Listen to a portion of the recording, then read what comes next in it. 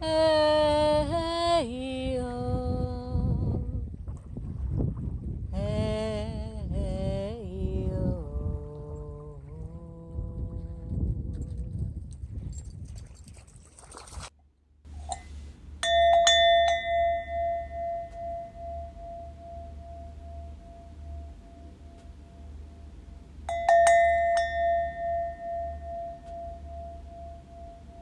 Breathing yourself all the way into your body, all the way into your feet, all the way into your ass, your pelvis, all the way into the tips of your fingers, the tip of your nose, the top of your head, into your spine.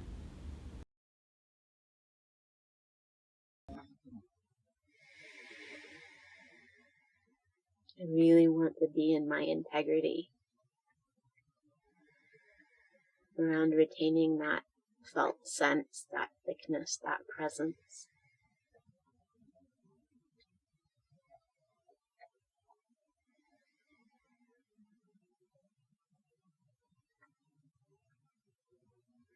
And it feels like there's so much to communicate.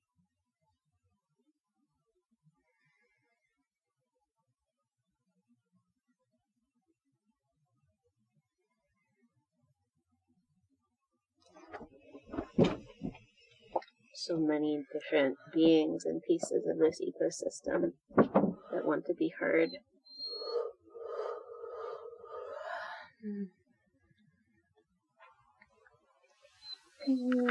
So if you have any my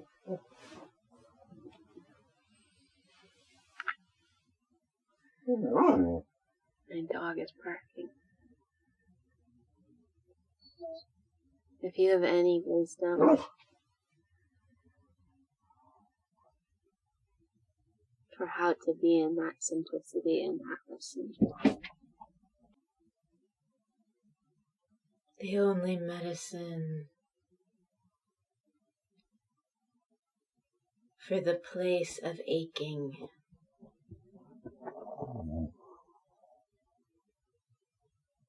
is to nestle your body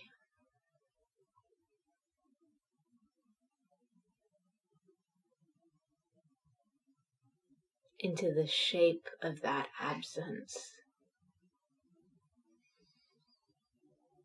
To make your body the prayer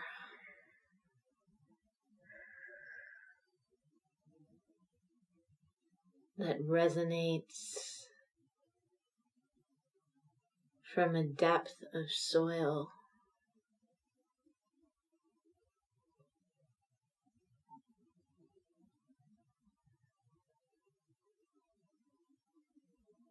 To become the portal back to home.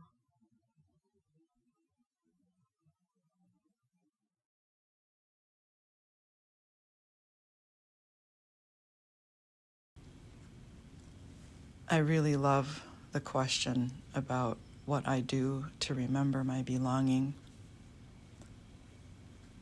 That question has guided my life as well, as I began my life with a sense of not belonging, of outside looking in, and having a lot of longing to belong.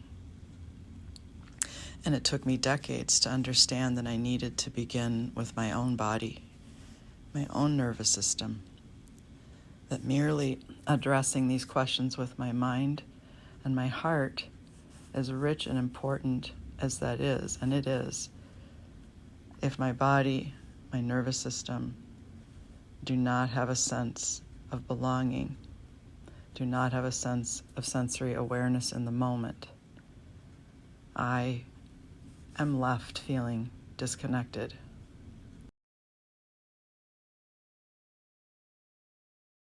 Separate things. I got curious because I'm like, often when I think not just about our people, but I guess our species with, specifically our people within it, because that's what I know best, is that I believe that we are held like all of the time.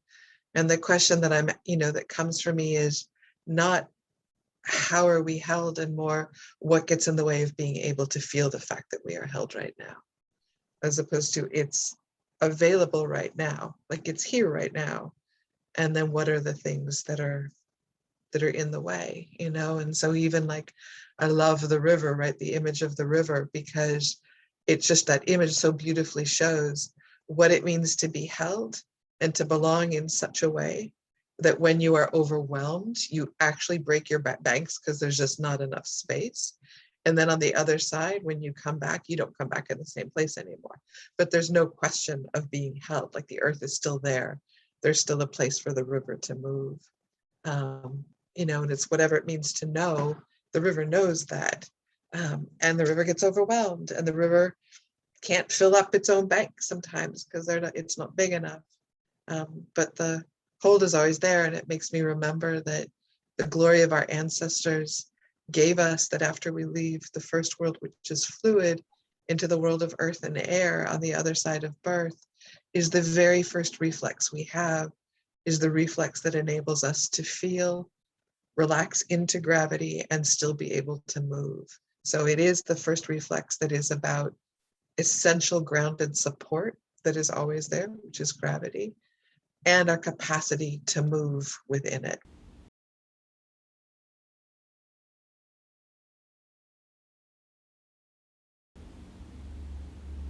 Relaxing demand, relaxing expectation.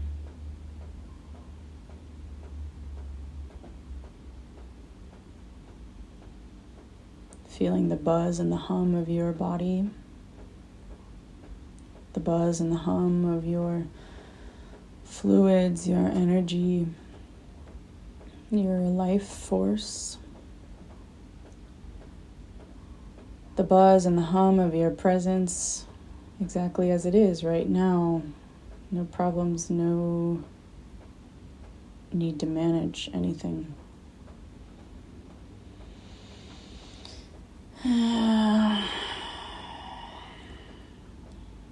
Breathing yourself into the earth, spreading down and out, spreading down and out and up and out, breathing into sky and earth. So everything can relax, everything can relax in fullness, gravity, ground, and in space, black open space, buoyancy.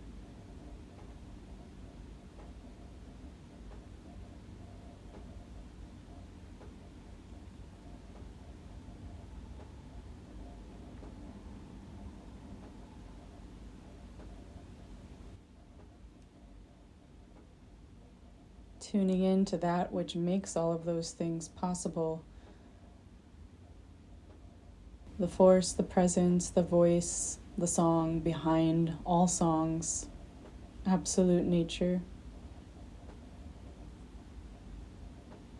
non-dual presence, awareness, not conceptual, an actual substance, an actual presence, an actual force.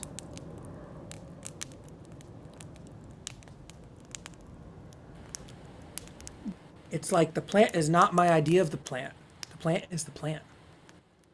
And I mean, my experience that's starting to happen with that is that if I feel like the full felt sense and the thickness and the beingness, I don't dissociate in the same way. They're like, because I actually know how to modulate because it's there. There it is. Yeah. And that's the caregiver relationship. That's the child caregiver relationship. Oh, It's yeah. not human. You see, it's not human, but it is human too. You just didn't get it in the form that you wanted. None of us did. But it's still in the field constantly there. It's not because it's the earth, it's an earth-sky relationship. So the macro relationship is always singing the same song, but you're figuring out how to get it And it's like it's like you're shortcutting. So we think of development as linear. So if we walk back on a linear line, we meet this obstruction and now we're broken because mommy didn't give me what I needed and daddy didn't love me the way I needed to. Now I'm fucked. And what I'm saying is it's actually a multiphasal array, like a spray of, Right. and actually like walking back in time is just as simple as like a rotation or a flip or a, like it's not linear. So we walk back in time, realize mommy didn't give you what we want, and then the earth is there, and then there's this thing that you're going like this, and you're like, right, so that's the thing. This bigger thing that you're like, but I need it to be there, so I know it's there, and when it's there, I don't have to it's relieving. You just know how to fucking be a body. So Right. death is this super secure attachment of like, no matter what has happened, no matter what you've done or didn't do, what you got or didn't get, no matter what, poiesis will occur. At a certain point, you will dissolve and recombine in this really intense way that we call death. But that's the like, what are we pressing against when we feel that field? Is it gravity? Sure, but what's beyond that? What's the mother of gravity? What's the mother of the earth and the mother of the sky? Who's the mother of every phenomenon? You only get what you get to the place we're talking about. Yeah. And then we go, oh, death is the mother of all. Darkness, death, dissolution, this kind of sympoietic unraveling. That's the mother of raveling. You can't ravel with you. It's like this, right? So when you press up against that and you feel it, you can go deeper and deeper until you actually go, oh, right, death right there. That's death right there. All the time. In every moment, there's a dimension that I'm always pressing on, which is to go, are you there? Of course you're there. I just need to feel you. I just need to feel you. That's what I'm doing. Try to do 24/7. To go, do I feel you? I feel you. In every direction, in every cell of my body, can I receive that pushback, that feedback loop?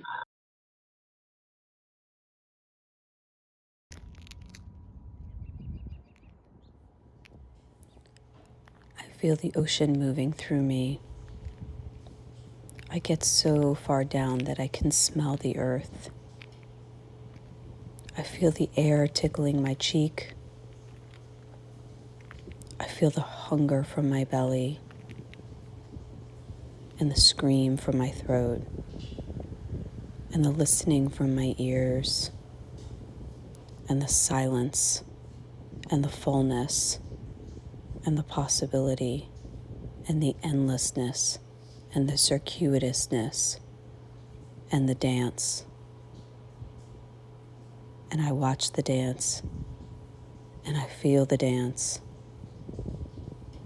And I let the dance always animate every aspect of my being. I feel like my sense of kinship is in my bones. It's in my blood. It's in my flesh. I don't do something. I am something. There's a term called biomorphic expression that we all share in common, whether that's the pulse of my blood or the fluid of my organism. And when I enter the fluid system, I belong to all of life.